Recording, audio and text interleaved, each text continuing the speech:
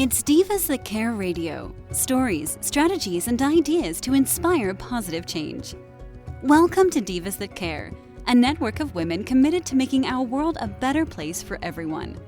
This is a global movement for women, by women, engaged in a collaborative effort to create a better world for future generations. To find out more about the movement, visit divasthatcare.com after the show. Right now, though, stay tuned for another jolt of inspiration. Namaste and welcome to the Divas That Care Network. I'm your host, Gia Raquel Rose, owner of Airs Above Yoga, and you are listening to Above the Ground podcast. If this is your first time tuning in, our network is going into its 15th year and is listened to in over 30 countries. I would like to personally thank you for giving me the gift of your time, as it is my honor to hold space with you. And as we are moving towards warmer weather and coming kind of off of the track that we've been going on with regard to cleansing, purging, keeping, we're now going to start to talk about a little bit about planting seeds and what new things we can invite in and how best that we can use some asanas for this particular episode to get us to a place of receptivity, but also conscious receptivity. So a place of intention and a place of understanding and deep-seated knowing, and being able to choose for our highest and best good what to bring into our lives. So a couple months back in March, we talked about what we were going to release, what things were no longer serving us, what to let go of. And then last month in April, with a lot of help from my dear friend Annie, who gave us an amazing Earth Day meditation and talked to us quite a bit about sustainability. So if you haven't, I encourage you to go back and check those out. And, you know, just having that kind of female support network with you and inviting women in your lives to be inspirational and to seek them out and find inspiration in their day to day. And in that mindset, kind of keeping, right, the things that do serve us and coming from a place of what fills your cup. And so now this series, we're going to start to talk about what new things, what can you plant? What seeds are you planting? What new things are you bringing into your world, whether they be, you know, hobbies, whether they be something related to your work, maybe to your love life, maybe to your friend group, your network. What new things, what inspiration, what serves you, what can you invite in, build on, and create that lifts you up to your highest and best good, that inspires you and maybe even becomes an inspiration for some of the people around you. And so using yoga to help you to create the space in your body to come into that receptive place. And also a little bit tongue in cheek and just to be kind of slightly too much on the nose, Mother's Day is approaching. And I've shared in the past, it can be a challenging day for me. I lost my mom when I was younger. And I know for anyone, Mother's Day can be a very challenging day, whether you've lost your mom, whether your mom is ailing, whether you want to be a mom and are having issues. Mother's Day can really, you know, it's a soft button, or I should say a soft spot, and can be a trigger for a lot of people. It certainly has been for me over the years, and it's a rough day. It can be a rough day. It can also be a beautiful, wonderful day for, you know, expectant mothers, for first-time mothers, for, you know, grandmothers and women surrounded by their family who are blessed enough to have happy and healthy family and positive relationships.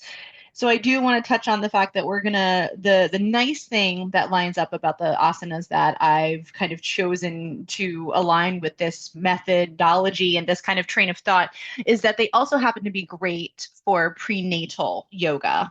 So it'll kind of again, tongue in cheek, maybe a little too on the nose, talk about the idea of, you know, sustainability with regard to yoga practice as you move through the stages of pregnancy. So I will say I am not a prenatal yoga instructor, but I do know that these postures for the most part are safe to practice, at least, you know, early on in a pregnancy. So, and again, thinking of ways to align yourself with your next best steps, the new things that maybe you haven't experienced yet, and how you can set your body up to be a vessel for these new things to enter into your world.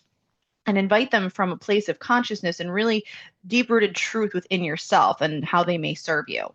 So, to that end, one of my all time favorites, and I know we did touch, I will say that we did touch on this pose in the past, but we talked about reclined bound angle posture, sometimes known as butterfly.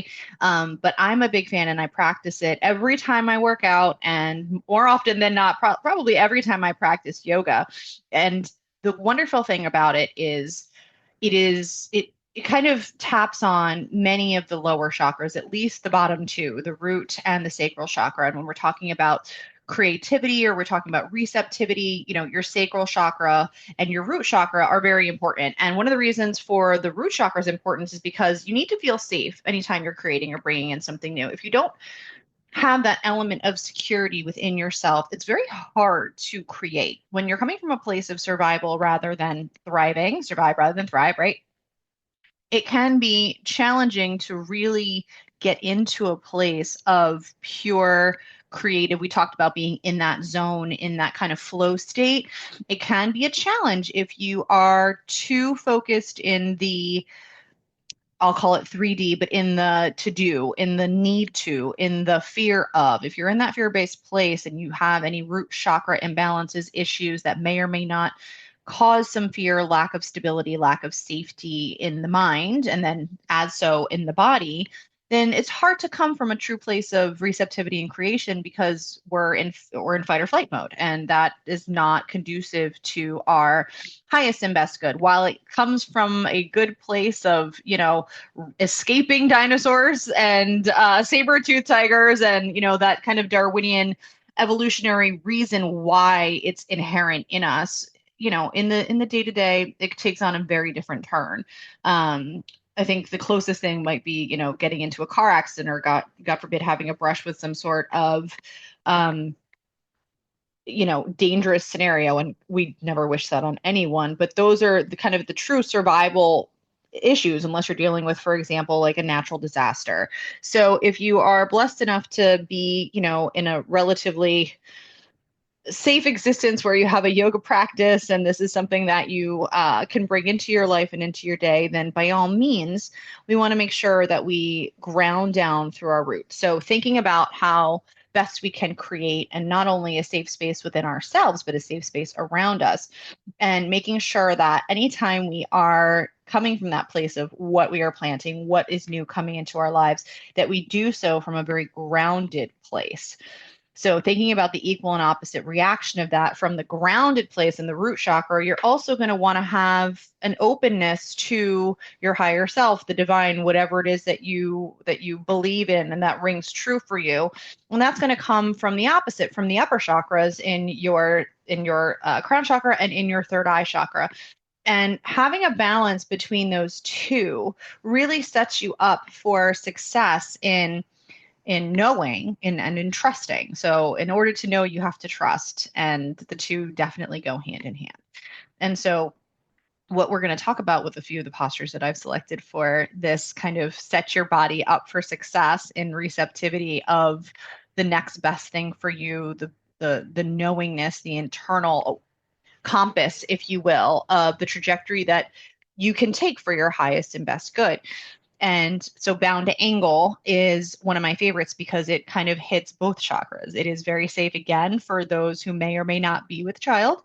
And it essentially involves sitting on the front of your pelvis, and we've talked about this in the past, the sits bones, but being forward so that you are not actually rocked back on your sacrum or towards your tailbone, but actually sitting just in front of it so that the proper stretch, the proper release comes not from your lower back, which is what we want to try to avoid at all costs in this position, but actually from your hip flexors and your inner thighs while strengthening your glutes and outer thighs. So the prime position for this, and if anyone is familiar with the prop that a lot of yoga instructors can utilize, and they may not necessarily be super available in yoga classes, but there is something called a wedge, and it's very small. I mean, maybe it goes up to 1.5 to 2 inches at its thickest, and then it comes down on an angle all the way towards the floor.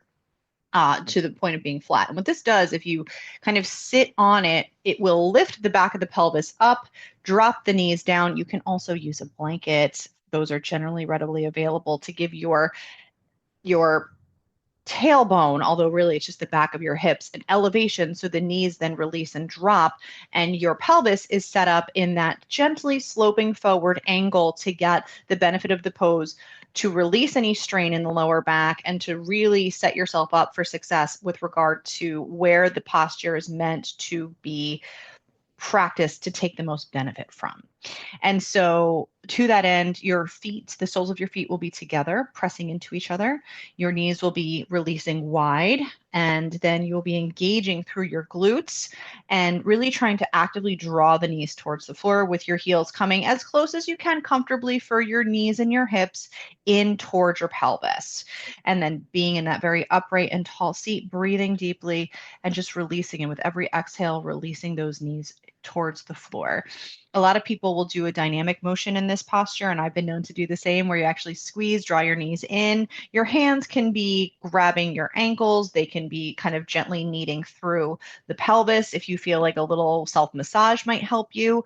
Generally speaking, they are roughly grabbing the ankles, and then you're elevating, lifting up tall, releasing the shoulders down, and really strengthening through the back as you hang on to your shins in this position, or ankles. And so thinking about one of the best cues I remember for this posture is taking your fingertips. And if the posture supports you enough to be able to bring the calves in towards the back of the thighs, and you can get your heels towards your pelvis a little bit more, actually squeezing, using your fingertips, kind of working them in there and squeezing to engage the calves, because that's a kind of a cue that not a lot of people think to do, and really begins to give you the full expression of the posture in a way that you can really feel and resonate with. So again, so many benefits to this posture. Not only is it grounding, not only is it releasing for your hip flexors, releasing for your glutes, it's also going to ground you down towards your root chakra and start to kind of stimulate energy in your sacral chakra to get you into that place of grounded receptivity, of safety, and of being able to really absorb information from your higher power into a very sturdy and stable base. And again, should be safe, with barring any contraindications from a doctor, for most pregnant women to practice as they move through their planting of the seed. So then from there, talking about similar in its, and I move through these postures generally one right into the other, similar in its setup so that it can gently be able to extend the elongation from just the hip and the lower back into the leg itself, is revolved head to knee pose. So from your bound angle, you would simply take one leg out straight on a slight angle externally from the hip, again, maintaining a little bit of an internal rotation through that extended leg, and then moving the sole of the foot from the bound angle position to the inner thigh of that extended leg. And here's the trick. So I will say it should be safe for most pregnant women. You're going to angle your torso towards your legs as if you're coming into a very gentle twist. And I often practice for myself and encourage, if it's safe for you to do so, a gentle twist so that you aim your torso and your heart center towards the bent knee. What that does is it aligns the torso with the extended leg in such a way that it now becomes a side bend over that extended leg as opposed to a forward front-facing fold. What's beautiful about this is two things. One, it really creates length through the side body and awareness of the hip of the bent leg and how it limits or creates space through the obliques, the lats, and the side body. As you start to open, you take the arm over the head, hinging at the hip crease of the extended leg and extending to fold over the extended leg with your torso. What this does is it gets into a muscle called the QL, quadratus lumborum, and that is a muscle that often, I think, it plays a huge role in our stability, the stability of our torso, and kind of the health and well-being of our hips and our lower back. And I think it's kind of one of those muscles that's a little bit more challenging to target, because of the way, and I encourage you to Google it and kind of get an idea of the visual, because the visual really helps to understand. But this particular stretch, as you bend away from that bent leg, it opens up that QL. And the QL essentially attaches to the back of the pelvis, and to the spine. So it's a way to open and work into that, and really, really does feel good. What's nice about it is it doesn't generally, because it's a side bend, not a forward fold, it shouldn't, in theory, create any confrontation, is the word I'm going to go with the lower back or the lumbar spine.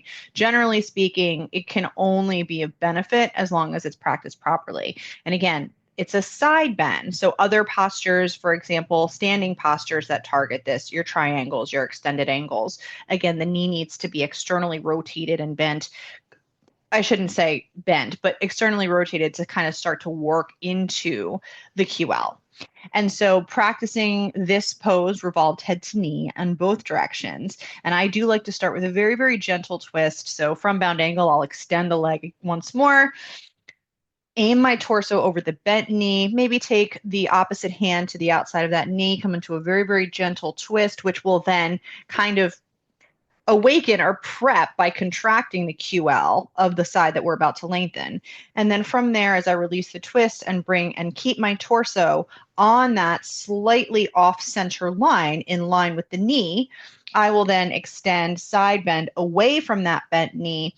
And the more you engage the glute of the bent knee and press that externally rotated leg into the floor, the more you'll feel the QL kind of elongate, hopefully release. And you just want to breathe into this. And it's for the hand that is towards the extended leg.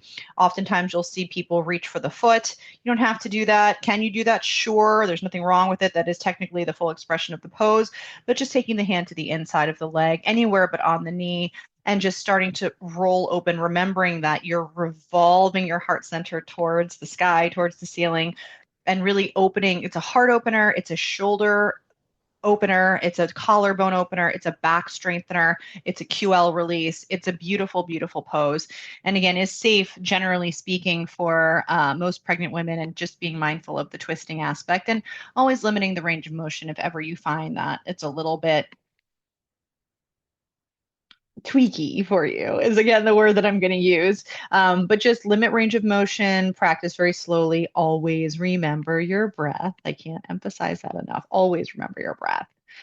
And so again, coming from that place of grounding, of bringing the energy from the earth up through the lower chakras to start to get that contact not only with the ground beneath you, but creating that space of bringing the energy up so that we can have that flow through our chakras, crown to root, there and back again. So with that in mind, when we are focusing on the lower chakras, we're talking about our safety, we're talking about our creativity. Again, we're moving up through the solar plexus, talking about, our power center, our hearts, our seat, our bridge to the upper chakras.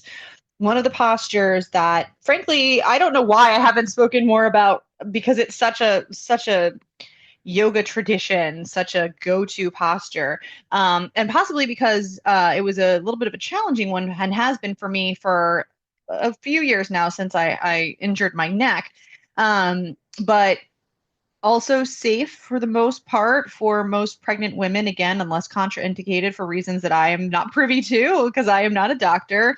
And one of the ones that is just a staple in any yoga practice where it's accessible to you is downward facing dog. And what I love about downward facing dog is it's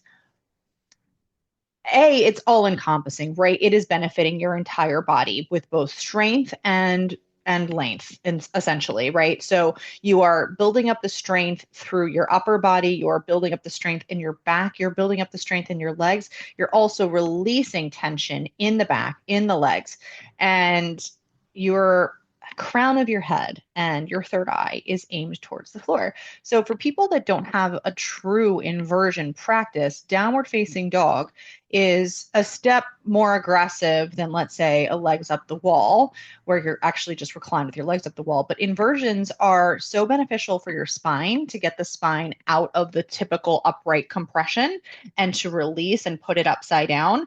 And as long as you're safe, for people that aren't practicing headstands, handstands, those true kind of more slightly aggressive inversion, shoulder stand, even, for example, downward facing dog is a great way, a stable way to reap the benefits of an inversion practice. And when we're talking about planting seeds, inviting in the new, a little, I guess I'll say, a lesser known, quote unquote, air quotes for those who are not watching, secret of yoga is that, generally speaking, for crown and third eye chakras, you want to think of bringing your head towards the floor, whether it's downward facing dog, whether it's, spoiler alert, the next pose we're going to talk about, child's pose. Bowing the head, in theory, is a wonderful way to stimulate the upper chakras.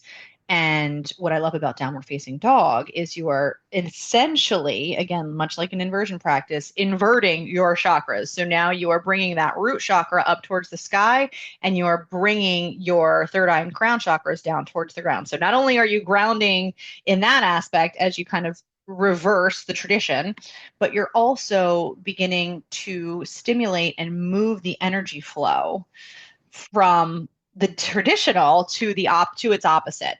And again, mindful of any contraindications insofar as blood pressure, right? Especially specifically for pregnancy, but also for anyone who does have high blood pressure. I will say that downward facing dog is one of those ones, because your head is now below your heart. If you have any eye issues, pressure in the eyes, anything like that, for me, for my neck, for example, due to the herniated disc, anything where my arms were up over my head has been a challenge. And I will be very honest, I was practicing, talk about humble, I was practicing downward facing dog with a block under my forehead to rest my head, because my neck felt so unstable that it literally felt like my head was gonna fall off anytime that I did that. So for me, downward facing dog has been kind of a new goal pose. When I was first in my teacher training, it was always about getting your heels down. And at the end of the day, honestly, that doesn't matter as long as you're performing the posture properly.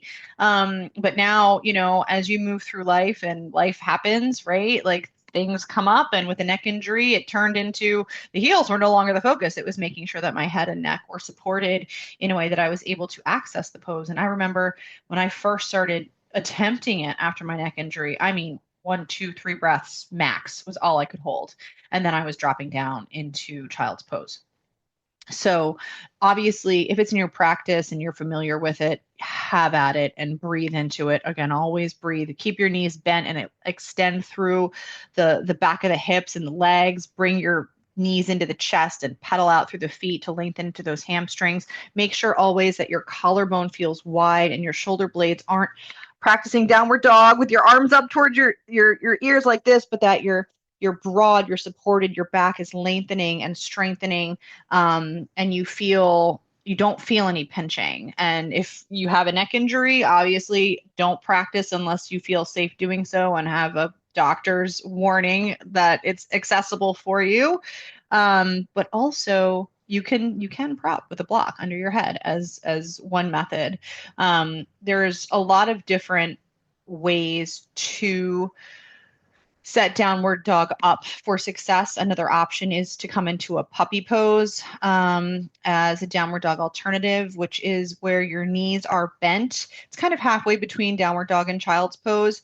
The issue with puppy is it can be very, very intense on the collarbone and shoulders and upper back for those who are not familiar with it. And if you have tension or tightness in your chest or shoulders, it can be a little bit even more aggressive than downward facing dog. So I will demonstrate it in a video, but essentially your arms are outstretched. Your knees are directly under your hips, as opposed to child's pose where the hips come back towards the heels. Your knees are directly under your hips and your hips are up in the air. Your toes are behind you at the back edge of your mat, and then you walk the hands as far forward as you can. You melt the chest down. A lot of times your forehead will touch the mat. If you kind of look it up online, you may find you see people so advanced into that pose that they can lay their entire chest on the floor with their arms outstretched and have their chin open onto the floor looking forward. That is a very deep expression of the posture. I don't recommend anyone do that, but it is kind of cool to look at. For those that have the openness in the chest and shoulders and the flexibility to do that.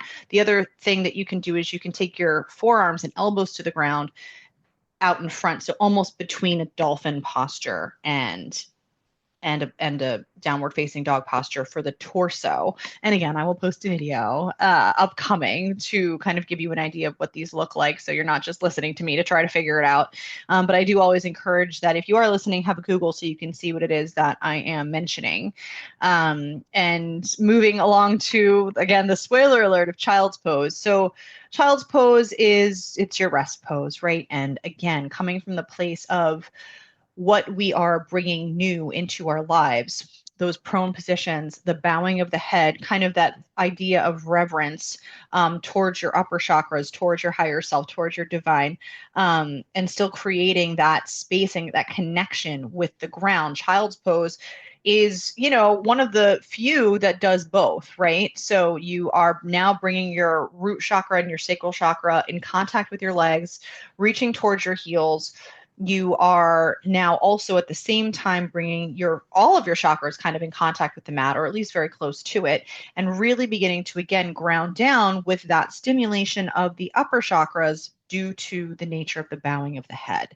So child's pose is, generally speaking, very safe for almost all practitioners, save those with really aggressive knee or foot injuries. The reason for that is because when you set yourself up for it, you're going to have your knees wider than your hips, and you are going to put pressure on your knees as you compress them to bring your hips back on top of your heels. I've also experienced people that have foot issues due to the fact that you're flat on the top of the foot, ankle issues, that kind of thing. It can be uncomfortable. Rolling up a towel or even a yoga mat, depending on the accessibility, or a yoga blanket behind the knees to give some extra space, or even under the tops of the ankles can be helpful.